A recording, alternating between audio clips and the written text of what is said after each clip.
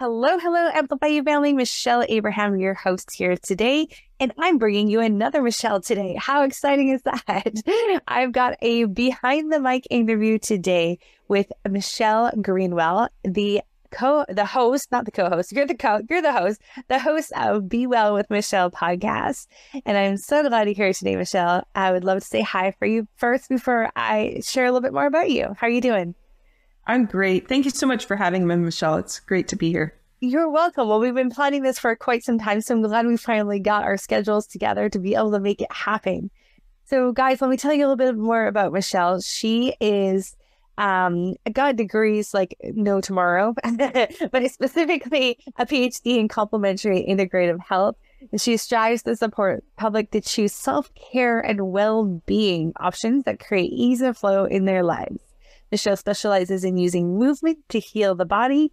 Her bioenergetic formula for success provides a means for everyone to set their intentions and create support and action for flow and ease to the goals, which I love. That's so cool. So you can find more about Michelle at dancedebut.com. And also, I just found out about today, but she also has a tea company. That's the Heat Breton Tea Company. And she does all sorts of really fun tea ceremonies and tea workshops and all sorts of cool things with her teas. So they're all designed to be aligned with the Chinese medicine and elements of that, which is super cool. So I would want to dive more into that too. But let's dive in, Michelle. Tell us a little bit about how long have you been podcasting for? I've been podcasting. I'm in my third season. So, ooh. Yeah. I just passed the 51st episode got launched. So awesome. I love hearing that. And, you know, you've broken all sorts of records because 75% of podcasters don't make it past episode 20. So you're well on your way. So what has been your favorite part about being a podcaster so far? You and I were talking about this before we started to record. It's the people that you meet. Mm-hmm. It is so fascinating to me. And people have incredible stories.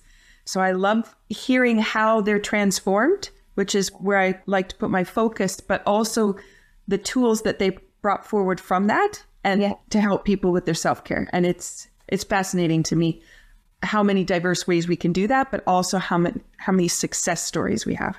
So cool. So the focus of your podcast is really diving into like the transformation people have along their journey of finding better wellness.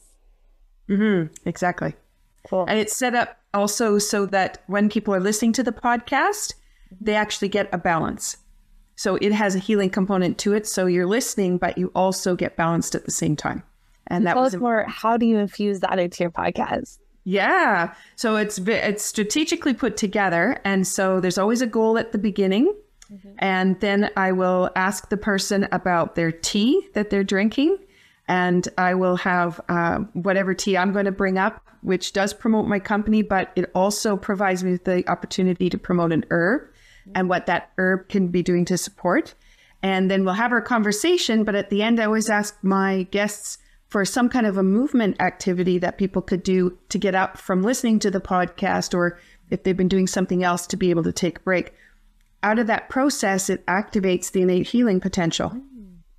And so by the time we get to the end of the conversation, that's where everybody's at. Yeah. I love it. So they're listening and integrating at the same time. Mm-hmm. Very cool. And I love the creativity that's gone behind that. Did it take you a while to come up with that idea, or is that something that was always like initially in your idea for the podcast? Well, there's two pieces to that. One is I was working on my PhD, and out of looking at the key tools that in Canada we call bioenergetic wellness. Everywhere else in the world, they call it specialized kinesiology. But we thought that the tool was the biofeedback that comes from muscle monitoring. What I discovered was it wasn't.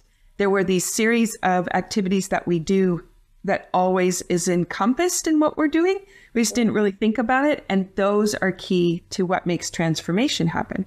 So I was working on that piece. But then the second part was when I started my podcast, my son informed me that I should be writing a script. I shouldn't just wing it.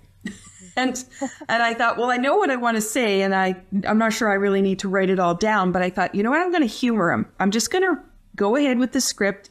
And because I do the script, I have the opportunity to specifically put in things. Whereas if I was to I would say wing it, but it's not really wing it because I know we prep for what we're doing, but I can strategically place things and I can really work on the goal. And then I always pull an affirmation card from my card deck, which helps lead that, and it leads it with art. And so I wouldn't have been able to do that if he hadn't have provided that little incentive for me. That's great. He's also added a layer of extra work for you too. But I think that's a good thing because I know that so many podcasters with those scripts, now you can take those scripts and turn them into something else. After so many episodes, you have these like 50 scripts now. They could turn into all sorts of different cool things. Do you have plans to do anything else with your content from your podcast? I hadn't thought about that piece of it. It would be lovely to go back and look at goals because, of course, once something is brought into balance and flow, you forget that you even worked on that goal or that was even a problem in your life. And so it's really interesting to go back and see, what did we bring forward? And there's some cards too in the card deck that come up quite a bit. Yeah. So it'd be fun to see what that patterning might be. Yeah. Oh, yeah, that would be really neat to see too. I would imagine it would probably be also neat to kind of like put it into like a book or something too, like some sort of book or PDF or something that kind of like brings them all together too, like kind of another modality. The other interesting thing is the movements that people offer, because I always ask my guests to, something that they do to bring them joy or to lift them up. And then sometimes I'll be doing something that I say quite frequently, but then sometimes I have a connection energetically with who's going to be doing the podcast, and new things get created, which is really interesting because it's not heard anywhere else except on that podcast. Yeah. So, to be able to compile those movement pieces would be fascinating. Yeah. Yeah, that's really cool. Create like a library of them. So fun. So what means you kind of turn to movement to incorporate into your podcast? But people sit too much. And I know for me, since the pandemic, I went from on the road sitting, like traveling in my car, going from classes to classes, different locations, to being in front of my computer like 24/7. Like it was crazy. So a lot of hours where I'm frozen in position.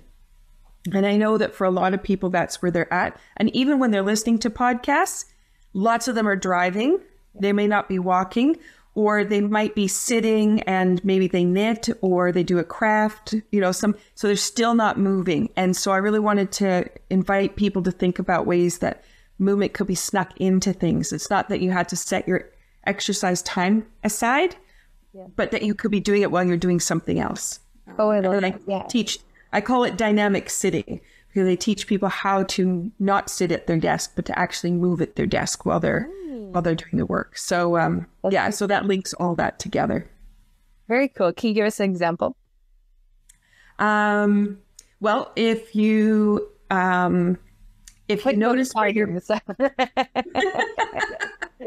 I'm in my bare feet, but if you put your feet on the floor and connect in with your feet, and then if you try to draw a circle like a clock, so from your toes, you go over to the right side, back to the heels, over to the left side, and just roll through your feet.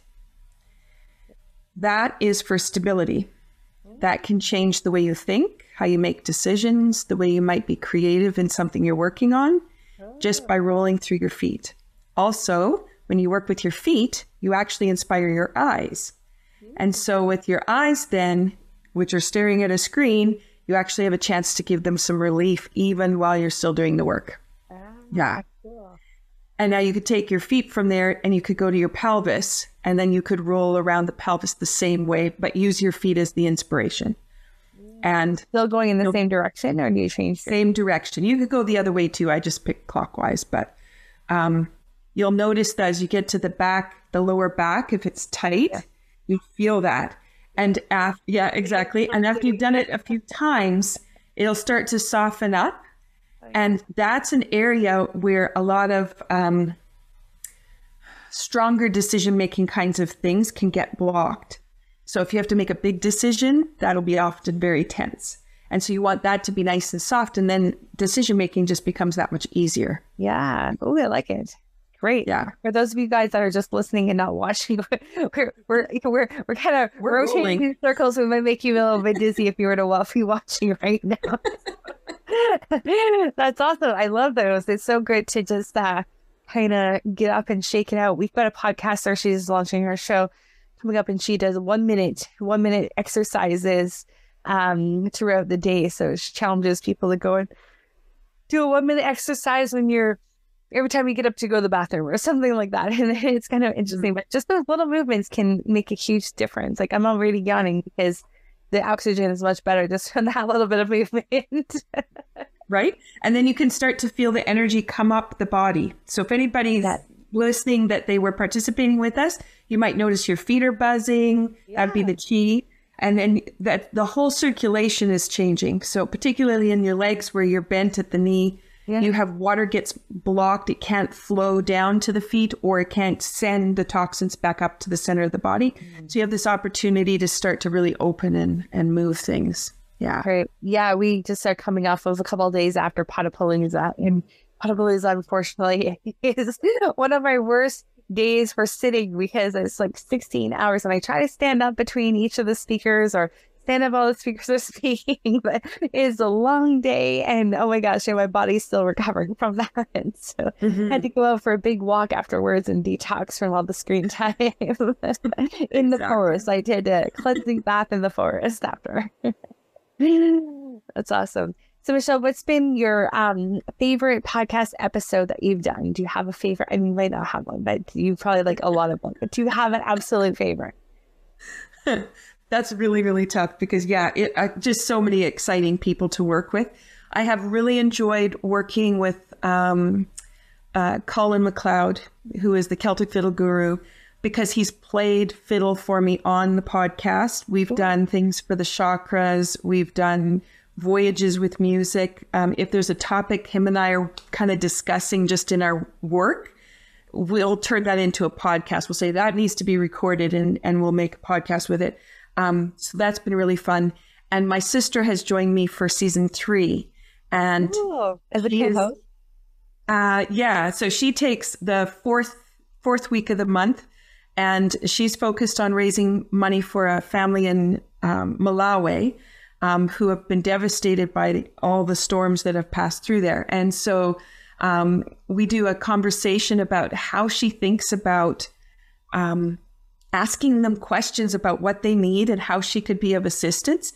When you know nothing about a country or how people function, she has this incredible way of just slowly working through it. She's doing it all through texting. Oh, wow. And so I'm learning more about my sister by sharing this podcast time. And it also gives us something else to work on together. And so I'm really enjoying that. Yeah. Have fun. I mean, I think that's one of the coolest things about podcasting is that the creativity is all up to you. You can make it as interesting, fascinating, twist it the way you want. And each season you have the opportunity to do something different if you want. So that's exactly. Really cool. And I love that your sister's joining you. That's fairly fun. What a great way to bring family members closer together to work on a project. Mm-hmm. Well, we did a podcast for my mom for her birthday a few years ago, 2 years ago now.